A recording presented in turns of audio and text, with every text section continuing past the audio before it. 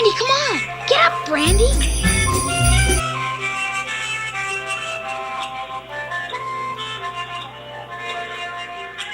Very shagadelic, baby. Yeah. Like a bear. Okay. This is thanks for coming on the show. This is Brett's with Friends. We're talking to Charles Zuckermann. He's an actor, from what I believe, and he's a photographer. And is there anything else I'm missing out of that? Also philanthropist. Philanthropist? I'm an actor, photographer, and sexy bald guy. Okay. Hey, I'm trying to get there too. My hair's growing back now, though. It's precarious. The sides of my ears grow out faster. You know, the stuff on this. Does yours go? The tops right here. I just. I braid my ear hair. Oh. So this would be bald talk then. We're talking bald talk. Is that I got like my Ed McMahon over here, fucking clothes over here. Yeah. I got an audience right now. Oh my God. Shift over. Okay, so show us. You can get back. I'm not moving. The lighting is great. You guys have to peek in. So you're in Vancouver, is that correct? Vancouver, British Columbia, born and bred in Montreal, though. Awesome. So do you want to? Can we get a little backstory on how you became an actor, how long you've been doing it, as well as the photography? Just tell us a little bit about your creativity and your process and how, and then we'll go from there. You got it, brother. So Brett, I started acting when I was about 3 years old. My mom was a stage actor, and she put me on stage, put me as a little girl in a little red dress on my 3rd birthday. So I was sort of like right away brought into the theater world. By the time I was 18, 19, I moved to Vancouver, got the acting bug, went back to Montreal, went to theater school, the Dome in Montreal, did a 3-year program there. The minute I was finished, I came back out to Vancouver and decided I was going to make my fame and fortune as an actor, which turns out it qualified me to be one of the best waiters in Vancouver. So that's what I did. I waitered and I acted. I built a really strong resume. And then once I finished my restaurant career, I started getting into marketing. Did marketing for about 5 years, ran my own company. But in the process, I was taking most of the pictures for the marketing company because it was a digital marketing company. And I realized that with my filmmaking history and wanting to be a filmmaker, I actually really understood framing, I understood lighting, and I realized that I liked photography better than I did acting, making films, restaurants, or marketing. And I started going full hog into photography. I'd taken a photography program when I was younger, but this really pushed me to become a professional photographer. I've spent 10 years doing it. I've been full-time professional for 6 years now. Nice. I've been lucky enough in Vancouver to shoot some of the top actors here in Vancouver because of my acting connections. And pretty much for me, what it is I like to take a little bit of the old and the traditions of how we do stuff and bring in my own sort of views. So a lot of what I shoot is very filmic. It feels like movies. It's lit like movies. It really has a sense of drama.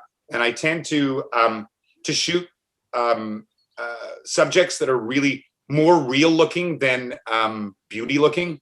I'm not really a beauty photographer. I don't shoot any of that Instagram shit, which is great for people. Can you expand on that a little bit, Matt? That what you were just describing? Can you describe that a little bit more? Like beauty and real? Like, can you describe what that is, the difference in all that? Yeah, the stuff that I shoot doesn't lend itself to sort of beauty photography, which is much more model meets sort of high makeup, heavy lights, all that kind of stuff, which is geared to sort of like, to me, almost like softcore porn. My stuff tends to be more dramatic. The people tend to have harder lines on their face. They tend to look exactly like they do in real life, a good version of the way they look in real life. And it's sort of like, I like to look at it as reality with just a little bit of a microscope and a little bit of drama. That's how my work is. I partnered with a photographer here in Vancouver called Santa Wong, who is technically one of the best people you could ever work with. And together now, she watches the technical side, I watch the creative side, and together, I do believe we create some heavy magic. We tend to have loads of fun with our subjects. We have a mutual friend, you and I, Brett, Claude. One of the best pictures we've ever actually taken is of Claude, and Zena took it, and it's Look, pretty get the much shout out over here. yeah. And it's literally Claude in 100% motion, just like moving, and it really encapsulates Claude. I'm gonna bring Claude, guest starring Claude Duhamel right here. Yeah. Tell him about the story that tell him about the picture. Good picture. Well, what happened was it's a tendency back when we had our old studio was if we were going to shoot an actor, we'd always invite in a mystery other actor to come in who knew them, and we'd shoot them. And so we were shooting a buddy of mine who's here will come and join us in a minute, Pete Chincoda. Oh shit, Coda in the house. Oh shit! on. It's a foursome. I'm going to get this in before Peter gets in because he'll take control of this interview. And so we're shooting Pete and his ex-girlfriend, and Claude was there. And Zena took over the camera and just literally started shooting Claude just moving around. And she caught this picture of Claude. I'm hoping I can find it, of Claude that is without a doubt probably one of the... No, he'll post it after. I'll put it in. I'll cut it into the thing. Just send it to me afterwards. He edits these. He can say something like, magic, whatever. Unless you can pop on the screen right now. If you got that sort of technical... Yeah, that's what I'm going to look for to see if we can find a little bit of Claude in the background. I'd love to be able to share. Oh, please. Yeah. Let's see if we can find it. Always, as I always say, always go full Claude. Always go full Claude. We're listening. This is a multifunctional podcast today. Today's, yeah. We got some business in here. Business and pleasure. Always a little bit of business. Let's see if we can find Claude as I Look at that. Eating pretzels. Let's see. Oh, is it free pretzel time? Yeah. Chocolate flavored covered pretzels. I like my, is there still a little bit of salt on the pretzel? Yeah. Oh, yeah? Yeah, on the inside. Yeah. Salty chocolate, so. caramel chocolate, yum. That's a lot of people talk about Claude's salty chocolate pretzel. There is. My salty pretzel is your salty pretzel. I'm with you. As long as you guys are willing to share your pretzels, I'm in. Always. And now, I have a question for you, if you don't mind, Brett. Yeah. What is your sort of experience with photography and being photographed? Are you somebody who's had a chance to be photographed by a lot of people? I mean, I've been doing photography myself all my life for the most part, but working in like different formats and stuff like that. But I usually do candids. But I've been photographed. And do you know who photographed me is Adam Bartos. He's a New York-based photographer who did. I don't know. I hope he's doing well these days. I haven't talked to him in a while, but he shot like the Russian space stuff, like all in Russia. He does like a almost like he came to Venice, and did some location scouting for him, and he wanted to shoot inside some apartments, and he would spend about an hour setting up the shot, with his negative was this big. What? Yeah. Doing the 4x7 negative or something like that. Yeah. I know exactly what you're talking about. And I asked him if he could photograph me at the end. Did you get a good picture out of there? Yeah. Oh. Yeah. You put that in there. Now, when you're photographing with a photographer, what do you like in a good photographer? What's your sort of what do I like in photography? I mean, composition, obviously, lighting, all this stuff. I like natural. Natural is better. All in camera stuff.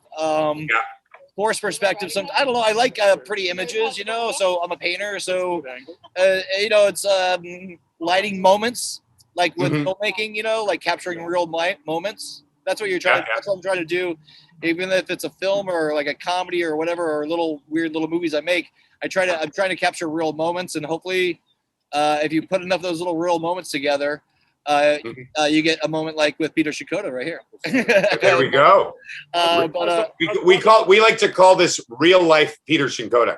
Right out of the gates. How do I share a screen here on? Here. Wait. Let's go here. That lawyer number for you, Pete. I got that. You're an immigration lawyer. Well, fucking Pete's gonna smoke. I'm gonna smoke. He's gonna smoke. I'm gonna smoke. Give me that Are we? joint.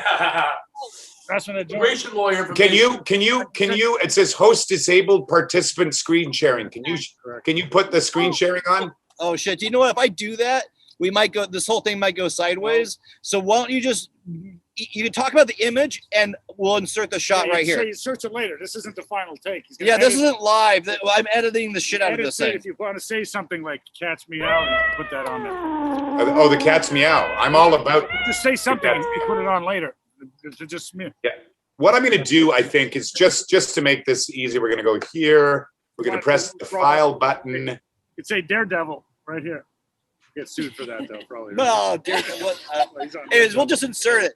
Oh, Pete. We can insert some Pete shots here. There's an audience of 500 people here right now. Right now. Yeah. Okay, so I just put that picture up there on the chat. Okay. Oh, it just came. Something happened. Chat. See if we lose each other. I don't know. We'll put it up later. What do I put? What do I press? Do I do? You just go to the chats button at the bottom. Yeah. I have it up. And then you'll see that there's a picture there, and you just click to open it. Is Peter getting ready to kill you? Yeah, he's right. Peter will actually be garroting me in about 5 minutes. He's gonna put you in a chokehold here for a second.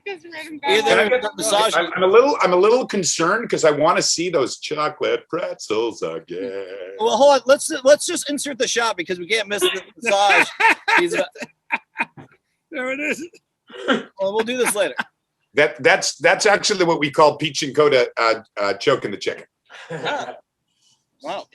Yeah, it's Robert. Okay. David Carradine. Okay, so we're here in Vancouver, the two of us. We got a displaced LA guy from Montreal. You got a Montrealer living out here. We've got the two of you in LA living in sunshine and happiness. If right now, we got New Jersey here too. Oh, little New Jersey.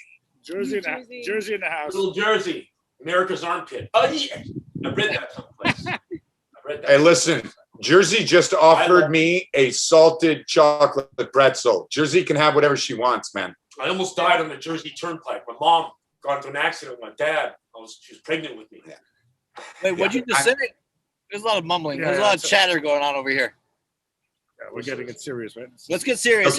Okay, so do you have any questions? Let's get down to brass taxes. Yeah. Okay, so Brett, do you have any questions for me? Yes. What's your situation with remembering lines? How do you make it easy? What I do actually is I usually read it about 2-3 times, the script. I study it for the text to see where the direction is going to go. And then I'm a very free, loose rehearser. So I throw out the lines in different ways, always trying to find some meaning in it. Once I've locked down how the arc of the scene is going to go, I then record myself doing it. And then I listen to it over and over and over again, even in the background, just to sort of get the lines to naturally clock into my head. And then what I do after that is I now lock down the rules of what the scene's going to do, what the direction's going to be, what the intention is. And then I just keep on breathing a little new life into it each time I deliver it. It's sort of trying to find spontaneity in a very constrained area. So once you learn the dialogue, without learning the dialogue, you're screwed. So when you find that you do like a role or something, when you have that all locked and loaded, ready to go, and you do that scene and you're on set and the cameras are all there, do you remember what happens when that happens? I can't speak for other people, but I go a little blank. I can't remember back. I'm sort of lost a little bit. Once in a while, a camera or some lighting guy walking in front of me will pull me out of it, right? Christian Bale, man, come on. That's it. I get a little Christian Bale there. Fucking eyeline. Who are you? No. But other than that, no. I tend to get lost, especially if it's a really, really intense scene. I tend to get lost. Man. Yeah, I do some acting here and there when I found that like when it happened, and I went blank, and so you trust that to kind of carry you through the scene, and then it's almost like I black out or something, and I see myself as a third person from like a corner. The same way. I'm out of my body basically. That's what you want. there's two ways to do it. Like once you're performing, get your dialogue down, figure it out. And if you've done all the homework, you'll sort of coast with wherever you're going. But, as a lot of guys, and I'm going to say something that's going to sort of maybe piss some people off, but a lot of the time in the audition process, if I'm just auditioning for something with a huge amount of dialogue, sometimes I just have those lines ready for me. And I just find the intention, see where I'm going to go with it, let the lines in there, and then I look away. It depends on what I'm doing. It depends on the intensity of it. If it's really intense or comedy, I've got to know the lines myself. But if it's, Claude will speak to this as well. Bend your method. A lot of the time, what you'll see is you'll be getting dialogue that's like super uber duper science stuff. It's like the calligraphy of the signography is going off to the diography. And you're like, do I really need to know the feeling of this? No, I just need to know the dialogue, right? Hey, how's it going, pretzels? Oh, we're loving it. We're loving The it. dialogue. So I'm listening. I'm tracking you, dude. I'm tracking you. Pretzels from New Jersey. I'm on point with you, Charles. I'm sticking with you, buddy. The images, dialogue in the background. Intense questions. So, next question. Like, do you like, what's the big, in your professional opinion, comedy, drama, which one do you like doing more and which one's harder? I already have my own theories, but you go. I think the comedy is way harder, by far. Not if you're natural. Yeah, no. Comedy is hard work, especially because people forget delivering comedy naturally is really easy, but doing it over and over and over again with the same freshness is real hard work. I tend to do more in my acting career. I play neo-Nazis, intense killers. So I love those roles. It took me years to sort of get attached to it. And so I prefer doing drama. I find myself, I just naturally flow to it. In day-to-day life, I'm more a comedic guy, but I'm much more of a drama guy as an actor. He's like he's a Malkovich of Canada. He's a Malkovich of Canada. Okay. So Hey, we'll take it. Yeah. And that would make Peter. Peter would be the. Yes. What is it? Lipton. You know what? Peter Shinkota is the Peter Shinkota of Canada. Right. Got his own. Nobody can replace. He's already Pete Shinkota of the state. But here's something for you, Brett, and I'll tell you this. I'm asking about acting. Since COVID and all the restrictions have come, we all have to stay within our bubbles. So there's a group of about 4 or 5 of us that are in the same bubble that tend to be reading these auditions over and over again. And Pete put it really good the other day is by us all sort of finding space individually to work with each other, we're actually keeping ourselves in the zone because a lot of the time you're not booking. So what happens is we sit down here working with each other over and over again. It's almost like we're on set as far as dialogue is concerned because we're working it all the time.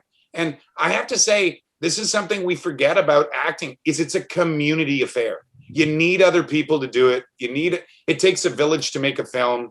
And so for us to be able to work with each other, even in these COVID times, whether it's through Zoom or 2 at a time in a room, it makes a big difference. Because I think a lot of actors right now in COVID time are sitting at home with nobody.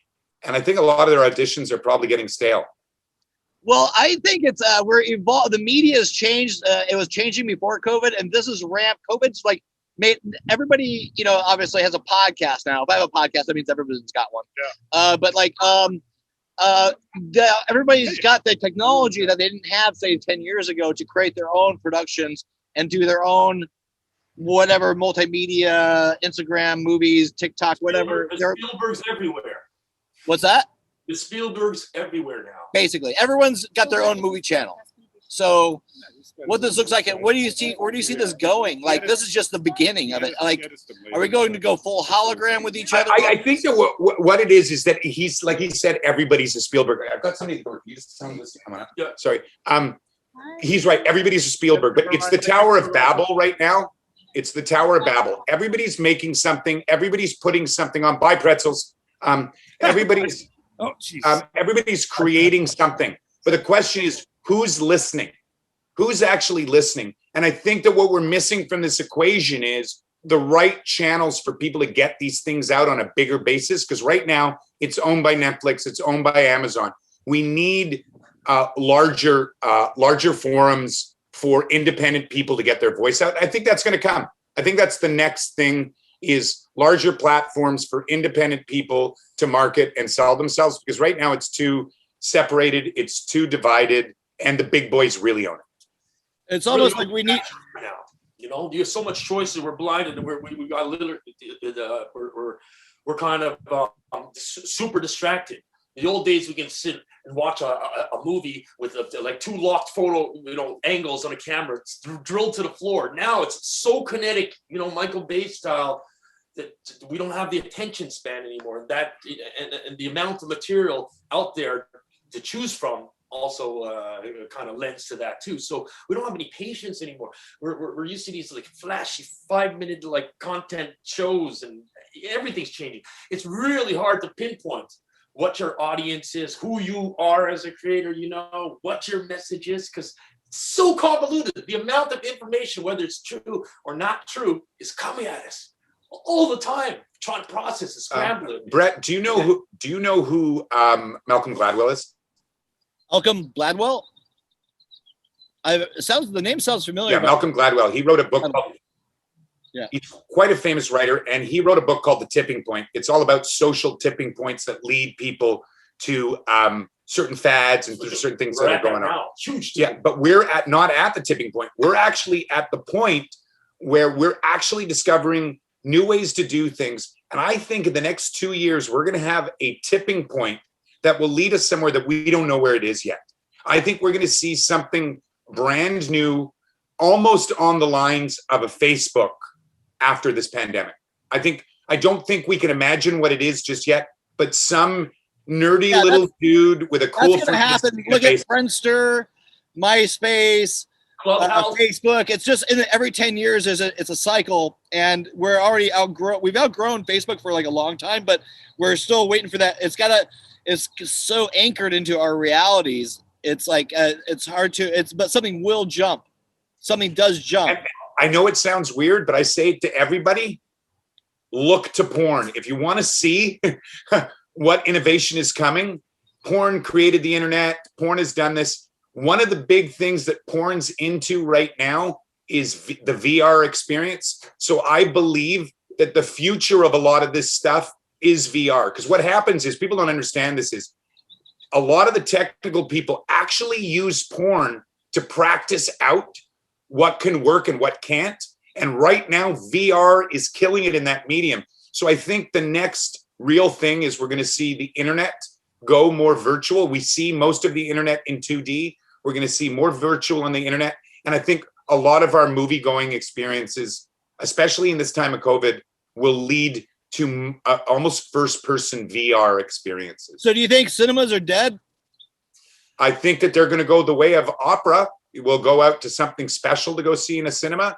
They were talking about, I remember a conversation Spielberg was happening about like 25 years ago. This is like when the IMAX is really ramping up, and they're trying to get people out of the theater. So IMAX is really ramping up. And he said that was the next wave, but and it happened. But now, I mean, everyone's got their own movie theater in their house. That's what killed the IMAX. But I think what's going to happen is we're going to have I think we're going to have little mini IMAXs in our own home with VR. Now, the problem is that presently to VR, you got to wear glasses. It's awkward. It's antisocial. But the minute that they discover a way for us to easily connect with either a computer screen or create a virtual computer screen, and they're working on this shit right now. I have buddies of mine that are working on virtual computer screens and stuff like that. The minute that they have that, and they can make the internet itself, like, for example, imagine you log on to the internet and you zoom 3D somewhere, and then you land in a 3D space. Yeah, that's where the future is going to go. The only thing that's holding it back is we don't have, at this point, the bandwidth to give that kind of information to everybody right away. The minute they discover a way to compress that bandwidth, the whole game's going to change. Because people are working on it. Like, I don't know if people realize, but like there was a very famous, the 3D rendering of that rap artist who sang Tupac. And that was rear projection. Yeah, that was rear projection. But they're now working on a 3D where they can actually create a 3D image just sitting at a table. They're talking about interviewing actors, getting their dialogue and their emotions, and then paying them a lifetime fee to use their image that will be like $100,000. And then they won't even need the actor It's anymore. like a stock avatar. Yeah, exactly. Fucking puppet. And that goes back to where I was going to end this conversation is, if you want to really know what's going on, I'm sorry, but that Canadian goof really did work it out. Avatar's where we're going. We're already there. That's what I mean. We're operating and living our lives for a year now, sitting in our underwear and creating interaction, human interaction digitally through this. This is just a trend that's just going to get stronger and stronger. Like, yeah, this is like the fucking steam engine. This isn't even like this is like the well, before Robin Williams passed away, in his will, he made it he said in a contract that no one was able to use his VR for 25 years. For 25. A smart move. He said no one can use. That's why you don't see fucking Robin Williams. He saw it coming a million years, before. His wife actually is releasing a film right now about his suicide and how it was related, not just to a mental illness, but also a actual physical illness that he had that was sort of messing him. Yeah, his wife had a physical illness. Yeah, physical illness as well. But what we're seeing is right now, I really don't think that we can truly comprehend what the hell is coming. I think we have to sort of follow with everything that's going on. We live in a brand new world. Look, you and I are now talking miles away. 10 years ago, this was, oh my God, it's brand new. Now it's just freaking every day. Oh, get on Zoom. And I think, honestly, people like yourself who are creating these smaller little podcasts, it's going to create a spider's web of information.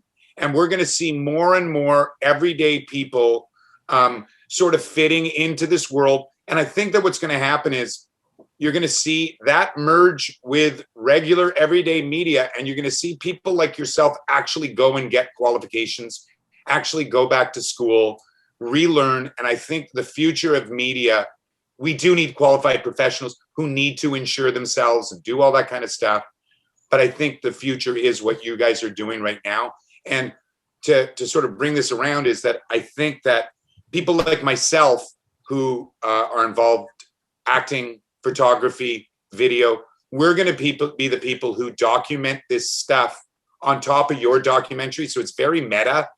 And we'll just see this sort of layer. So when somebody makes a movie about you, Brett, in 20 years, we'll have so much information and such a layer of information that we'll know everything. And people can actually start watching biographies on anybody. Well, narrated by themselves. You can curate your own biography. Well, I think how about this idea? You know how that reface thing's happening a lot? It's so crazy. But I remember that. Everybody I was saying about this, but this isn't that big of a deal, but I can see it completely happening relatively fast, actually, where people are going to be able to put themselves as Iron Man in the Avengers and with their voice, and they'll be able to be Luke Skywalker or Princess Leia or Chewbacca or whoever the fucking hell they want. Or Jenna Jameson or the whole movie. Yeah, well, there are. Now, and a movie came out written by Michael Crichton. It was called the Sun Rising. What's it? Rising Sun with Wesley Snipes and Sean Connery and Tia Carrera. She plays Sean Connery's. Well, they're investigating, death in the boardroom. The whole premise was, look at this Japanese technology that they're hidden from the States, and they replaced it and gave us a bogus time code, surveillance camera footage. That's all it was about. They go to USC, Tia Carrera goes, yes, we're developing the technology. The Japanese have it, they didn't. Look, they think we're dumb, we're Americans. Look at the pixelization. They replaced faces. That was early 90s. We're already here, baby. So... Well, to go back on Cinema Hong Kong, Hollywood stole that shit quick. Cinema Hong Kong was on fire in the early mid 90s, and they hadn't quite crossed over into the States yet. But then you got Kill Bill, you got fucking, the Mummy, everyone's using fucking Cinema Hong Kong. That they use that, they drain that. So we're always taking from. If you ever have a chance, Brett, if you ever have a chance, watch on Vimeo. There's a series called Everything is a Remix. It's one of the most brilliant early, it's one of early YouTube contenter, and he basically said everything is a remix. It doesn't matter what we're doing, whether it be music, video, any story, because the remix, the actual earliest remixes were done with books where they would literally chop up the dialogue and put letters together and recreate a book. Man, that's the Bible. Yeah. Did you see that thing recently of the two shot by shots of the Disney movie, and they're two frame by frame? They're the exact same motions of the characters. Yes, exactly. They just overlaid them over top of each other, or reused but it. But that's what it is. Going back to your cinema Hong Kong is that, America led Chinese filmmaking to do a certain thing that now America is now re-adopting the new version that the Chinese have done back into their work. So everything remixes back and forth. Nothing is new. Like a Kurosawa and Westerns. Kurosawa was actually paying homage to the Westerns. And then the Westerns went, oh shit. Then they put Clint Eastwood, let's remake his Kurosawa movies into, Sergio Leone Westerns. Oh, look. Let's make Star Wars. Star Wars, Yeah. So everything is a reciprocal kind of thing. It's just, and it's amazing. That's amazing. Let's just make it fair for all parties. That's, it's a little taste. Trading ideas. It's a little taste with the old, with a little taste of the new. So you just take what you've got and you remix things together. And that's what we're seeing now. People are starving for content. I talk to people every day. I've run through Amazon, Crave, and Netflix during the pandemic. I'm out of shit to watch. So I think people are just going to start creating their own fucking content. And I think kudos to people like you, Brett, that are, hopping in the saddle and just saying, hey, fuck, let's just try something. I don't care what it is. I don't know where the day will lead. Let's just fucking talk. That's how billionaires are made. Well, I was trying to when I was trying to figure out, I kept on getting the name of the show stuck in my head, and it wouldn't leave my head for like 3 or 4 nights in a row. And I was like, well, if I have a podcast, who am I going to invite? And then I was like, wait, everyone. Everyone. What the fuck am I talking about? I know so many talented people, and I wanted to do this like a few years ago, but now we all have the time and the technology to do it. And I've been learning so much just, running it without a script. I like the learning of it, and stream of thought. Yeah. Stream of consciousness. It's not scripted. Some people, when they try to do this show, they'll have notes and stuff like that. And that totally blows. I said, get rid of those things. I don't have any questions set up to ask you yet. I'm just going to ask you what comes up. But, okay. So Brett, it's now about 2:54. This was sort of an unplanned thing for all of us. Okay. I've got a guy who's just showed up, but before I go, I'm going to propose something to you. Okay. Why don't we get back on this and a little bit more on the reg, and I'll be your BC correspondent for your show. So when we do this next time, each time I'll bring a new person with me, and you can interview some of the people here in Vancouver who are working, and then you just get. I know you probably know 5 trillion people in LA, but at least there's some of the people up here in LA, and a lot of them would be interconnected with you. People to come through here actually live in LA. Yeah, exactly, right. So we're all marooned. Yeah. Woods, talk to you later. I got to roll back to my Airbnb in East Van. I'll see you soon. I'm trying. Okay, be well. Good to see you, Peter. Likewise, I'm stuck up here with my California ride, and get your ass over here. Come on. Trying to get back. He was trying to book today. He was trying to book his way back to LA today. Yeah. Are you? Oh, nice. Yeah, I just gotta, there's projects down there. But I have to decide. I might go to Barcelona or Savannah. I might work with Mel Gibson. I don't know what's going on. Yeah, Claude's booking gigs. That means you can book. Anybody can book a gig. Hey, Claude was clearly not there. You tell Leatherface that we'll be back on it. I think he's more leather than face. Right? Let the people real quick know how they can get a hold of you. Obviously, and you too, Peter, if you want your Instagrams, your information, your photography, or whatever you're acting, how people can reach out to you.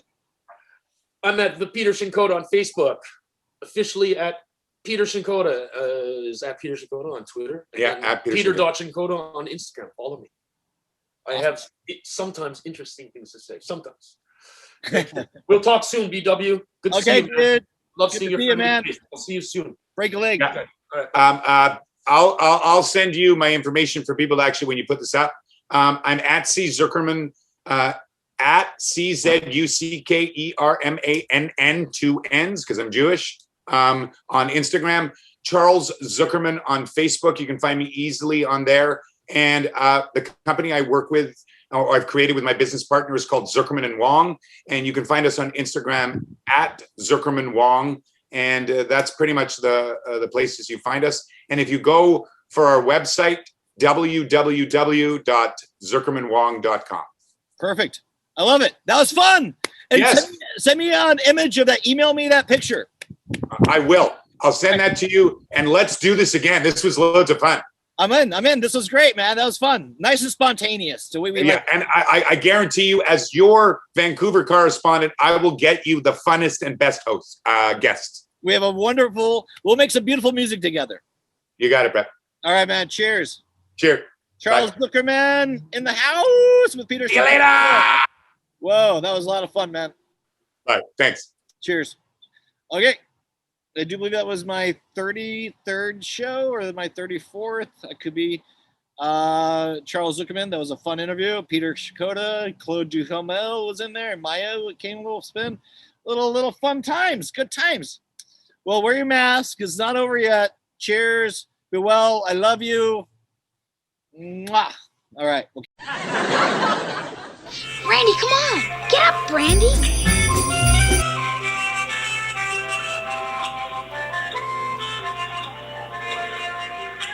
Very shagadelic, baby. Yeah.